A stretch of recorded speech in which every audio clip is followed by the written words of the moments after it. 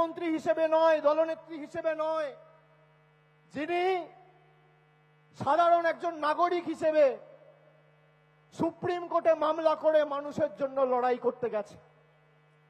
ভারতবর্ষে 28টা রাজ্য রয়েছে, 8টা কেন্দ্রশাসিত অঞ্চল রয়েছে।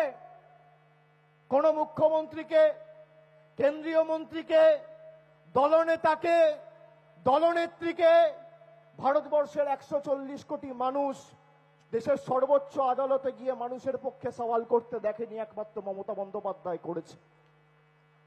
আমাদের যে দাবিগুলো প্রথম দিন থেকে ছিল যে লজিক্যাল ডিসক্রিপেন্সি লিস্ট রিলিজ করতে হবে, জ্ঞানেশ কুমার বলেছিল আমরা করব না।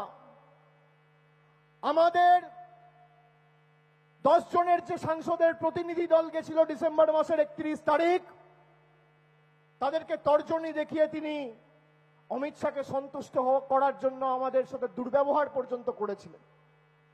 আমরা তাকে বলেছিলাম যে আপনি মনোনীত, আমরা নির্বাচিত, আপনি আঙ্গুল নামিয়ে কথা বলুন।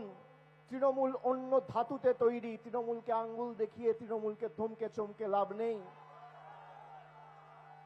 আমি আজ থেকে 1 বছর আগে বলেছিলাম যে 2026-এ মমতা ব্যানার্জির নেতৃত্বে তৃণমূল কংগ্রেস যখন চতুর্থবার মামাটি মানুষ সরকার প্রতিষ্ঠার স্বার্থে লড়াই করবে, ক্ষেত্রে লড়াই করবে, তৃণমূল কংগ্রেসের ভোটের পার্সেন্টেজও বাড়বে, শতাংশও বাড়বে, আসন সংখ্যাও বাড়বে।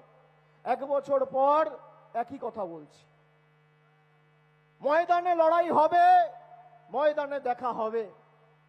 কিন্তু যারা ভাবছে আমি যখন ইচ্ছা মানুষকে নোটবন্দির নামে 130 কোটি মানুষকে লাইনে দাঁড় করিয়ে দেব, 140 জন মারা গেছিল এই অপরিকল্পিত নোটবন্দি ঘোষণা করার কারণে।